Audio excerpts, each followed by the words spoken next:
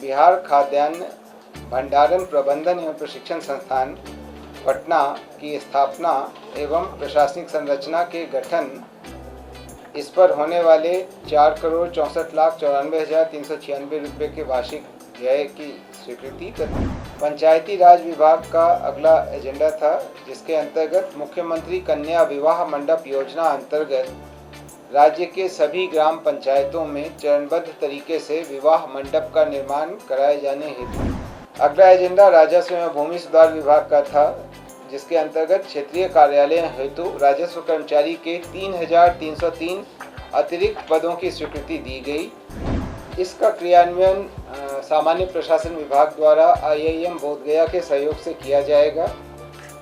Fellowship की अवधि 2 वर्ष की होगी, जिसके दौरान चयनित फेलो को निर्धारित मासिक मानदेय का भुगतान किया जाएगा।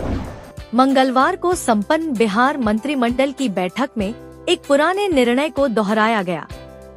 निर्णय की जानकारी कैबिनेट सेक्रेटरी अरविंद कुमार चौधरी ने दी है। 9 सितंबर की बैठक में ध्यान दिए जाने वाली कोई मुख्य बात नहीं है। सरकार ने पहले से ही तय कर लिया था कि हर पंचायत में विवाह मंडप का निर्माण करवाएगी। 50 करोड़ रुपया आवंटित किया गया।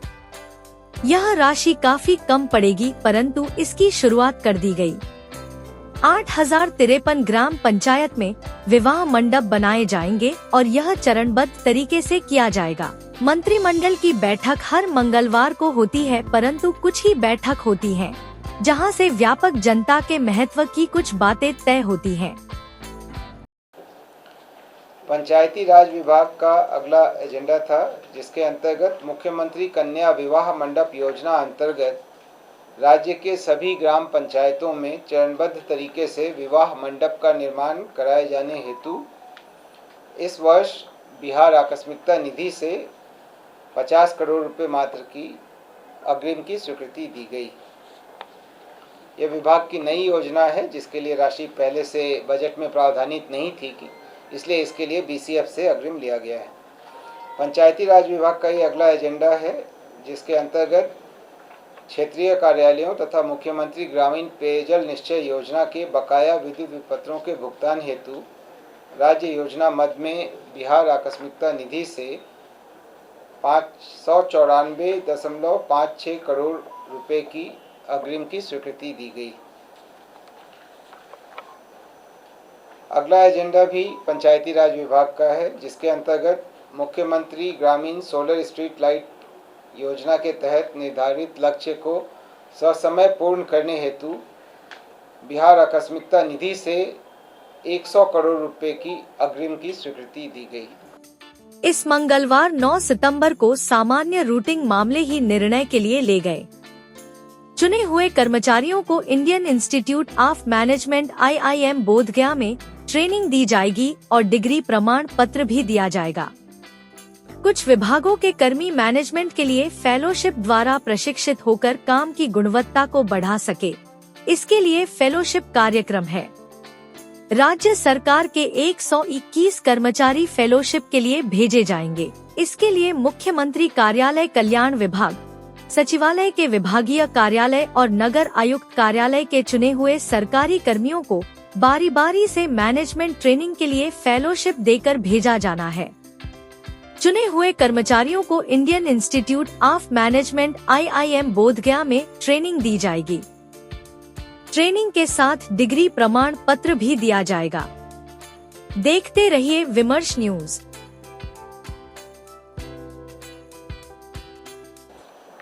अगला एजेंडा सामान्य प्रशासन विभाग का था, जिसके अंतर्गत मुख्यमंत्री फेलोशिप योजना की स्वीकृति दी गई।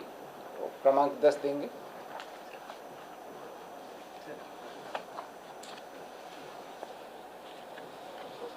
इसका क्रियान्वयन सामान्य प्रशासन विभाग द्वारा IIM बोधगया के सहयोग से किया जाएगा।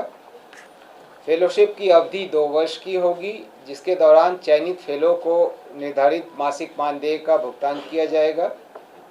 2 वर्ष के सफलतापूर्वक समापन पर 2 वर्ष की अवधि के सफलतापूर्वक समापन पर IIM बोधगया द्वारा लोक नीति एवं सुशासन का प्रमाण पत्र दिया जाएगा।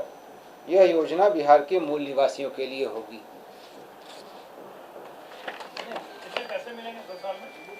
इसमें प्रति माह मानदेय का निर्धारण किया गया है अलग अलग पदों के लिए। 1.5 लाख, 1,25,000, 1,80,000 एवं 80,000, ये अलग अलग हैं। किस कार्यालय के लिए वो फेलो सेलेक्ट होते हैं उस पर है। मुख्यमंत्री सचिवालय, उप मुख्यमंत्री कार्यालय, मुख्य सचिव कार्यालय, विकास आयुक्त कार्यालय, सचिवालय के विभाग, प्रमंडलीय आयुक्त का कार्यालय, जिला समाहरणालय और नगर निगम के आयुक्त का कार्यालय, इतने कार्यालयों में फेलोज की स्वीकृति दी गई है।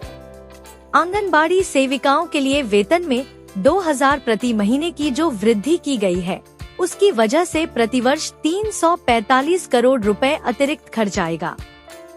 मंत्रिमंडल ने यह निर्णय ले लिया। मंत्रिमंडल की आज की बैठक में 26 निर्णय लिए गए। समाज कल्याण विभाग का अगला एजेंडा था, जिसके अंतर्गत ICDS के तहत आंगनवाड़ी सेविका एवं सहायिका के मानदेय में वृद्धि की गई। इसे 7,000 से बढ़ाकर के 9,000 और सहायिका का मानदेय 4,000 से बढ़ा के 4,500 निर्धारित किया गया। इसे 1 सितंबर 2025 से प्रभावी किया गया। कर्मचारियों में राजस्व कर्मचारी में 3300 से अधिक अतिरिक्त पदों की स्वीकृति दी गई है। गन्ना पर्यवेक्षक संवर्ग के लिए नियमावली 2025 बनाया गया है, जिसके अंदर भर्ती, प्रोन्नति और सेवा की शर्तें हैं। पशु एवं मत्स्य संसाधन सेवा भर्ती की नियमावली भी दी गई है। अगला एजेंडा राजस्व एवं भूमि सुधार विभाग का था, जिसके अंतर्गत क्षेत्रीय कार्यालय हेतु राजस्व कर्मचारी के 3,303 अतिरिक्त पदों की स्वीकृति दी गई। यह जमाबंदियों की बढ़ती संख्या के आधार पर, अतिरिक्त आवश्यकता के आधार पर विभाग द्वारा इसका आकलन कर इन पदों का सृजन कराया गया। पशु एवं मत्स्य संसाधन विभाग का अगला एजेंडा था, जिसके अंतर्गत बिहार पशु एवं मत्स्य संसाधन सेवा भर्ती संशोधन नियमावली 2025 के गठन की स्वीकृति दी गई। गन्ना उद्योग विभाग द्वारा गन्ना उद्योग विभाग में बिहार ईख पर्यवेक्षक संवर्ग नियमावली 2025 की स्वीकृति दी गई।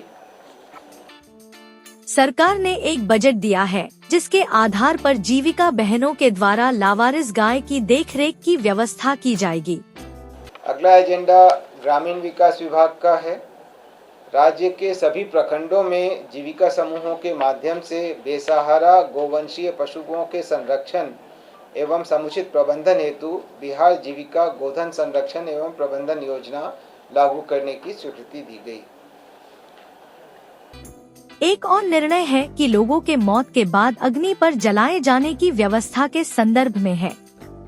सद्गुरु फाउंडेशन को सरकार अनुमति और एक बजट दे रही है, जिससे यह फाउंडेशन छपरा, गयाजी, पटना, सहरसा, भागलपुर और बेगूसराय में व्यवस्थित स्थान पर जलाए जाने के लिए गृह बनवाए जाएंगे।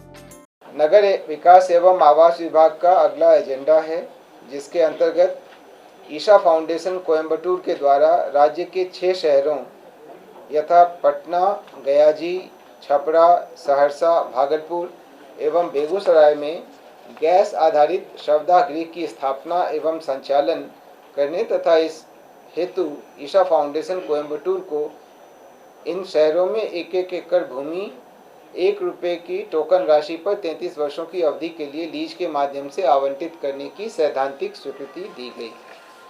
4 करोड़ की राशि बिहार खाद्य भंडारण प्रबंधन व प्रशिक्षण संस्थान के लिए मंत्रिमंडल ने स्वीकृत कर दी है। देखिए विमर्श न्यूज। खाद्य एवं उपभोक्ता संरक्षण विभाग का बिहार राज्य खाद्य एवं असैनिक आपूर्ति निगम खाद्य एवं उपभोक्ता संरक्षण विभाग बिहार पटना के पदाधिकारियों तथा कर्मियों के प्रशिक्षण एवं दक्षता उन्मुखीकरण हेतु बिहार खाद्यान्न भंडारण प्रबंधन एवं प्रशिक्षण संस्थान पटना की स्थापना एवं प्रशासनिक संरचना के गठन, इस पर होने वाले 4,64,94,396 रुपये के वार्षिक व्यय की स्वीकृति तथा NABL मानक के राज्य स्तरीय प्रयोगशाला की स्थापना की स्वीकृति दी गई। नगर विकास एवं आवास विभाग का ही अगला एजेंडा है, जिसके अंतर्गत बिहार नगर पालिका विधि सेवा नियमावली की स्वीकृति दी गई। अगला एजेंडा भी नगर विकास एवं आवास विभाग का ही है, जिसके अंतर्गत बिहार नगर पालिका संपत्ति कर निर्धारण, संग्रहण एवं वसूली नियमावली 2013 के नियम 4 में संशोधन की स्वीकृति दी गई।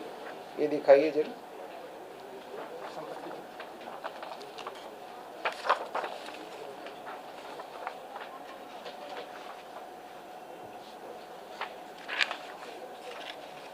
इसमें जो मल्टीप्लायर होता था, जिससे गुना करके कितनी राशि देय है, इसकी गणना के प्रस्ताव में संशोधन किया गया है। अगला एजेंडा गृह विभाग का है, जिसके अंतर्गत बिहार कारा परिधापक संवर्ग नियमावली पूर्व की नियमावलियों को संशोधित करते हुए कारा एवं सुधार सेवाएं परिधापक संवर्ग नियमावली 2025 के गठन की स्वीकृति दी गई। गृह विभाग का ही अगला एजेंडा था, जिसके तहत पूर्व की नियमावलियों को संशोधित करते हुए कारा एवं सुधार सेवाएं फार्मासिस्ट संवर्ग नियमावली 2025 के गठन की स्वीकृति दी गई। इन दोनों मामलों में जो गृह विभाग के पूर्व की नियमावली थी, उसको स्वास्थ्य विभाग की अद्यतन नियमावलियों के अनुरूप करते हुए प्रोन्नति का प्रावधान इत्यादि करते हुए उसमें संशोधन किया गया है। अगला एजेंडा गृह विभाग का था, जिसमें राज्य के पुलिस थानों में सर्विलांस के लिए सीसीटीवी की स्थापना की जानी है। आप अवगत हैं कि सुप्रीम कोर्ट के आदेश के आलोक में ऐसा सभी थानों में किया गया है। बिहार राज्य में कई नए थाने बने हैं, उनको इंक्लूड करते हुए एवं पुराने थानों में भी उनको अपग्रेड करने के लिए कुल 280 करोड़ 60,79,716 रुपये की योजना की स्वीकृति दी गई। इसका व्यय अभी से लेके अगले 5 वर्षों के अंदर किया जाएगा। अगला एजेंडा सामान्य प्रशासन विभाग का था, जिसके अंतर्गत अस्थायी स्थानापन्न कार्यकारी व्यवस्था नियमावली 2023 के आलोक में राज्याधीन सेवाओं में कार्यरत बेंचमार्क दिव्यांगजनों को प्रोन्नति के पद सोपान में तदर्थ एवं पूर्णतः अस्थायी व्यवस्था में वेतनमान के साथ उच्चतर पद का प्रभार देने के संबंध में स्वीकृति दी गई। जहानाबाद जिला अंतर्गत सिंचाई प्रमंडल उदेरा स्थान के अधीन उदेरा स्थान बराज का निर्माण एवं पूर्व से निर्मित उदेरा स्थान वियर योजना के नहर प्रणालियों के आधुनिकीकरण कार्य में आर्बिट्रेशन का एक मामला हुआ था। उस आर्बिट्रेशन मामले में विजेता प्रोडक्ट्स एवं इंफ्रास्ट्रक्चर लिमिटेड रांची बनाम बिहार सरकार एवं अन्य में 20/3/25 को पारित आदेश के आलोक में संवेदक से निगोशिएशन उपरांत पुनरीक्षित राशि 651 करोड़ 13 लाख रुपए की प्रशासनिक एवं व्यय की स्वीकृति दी गई।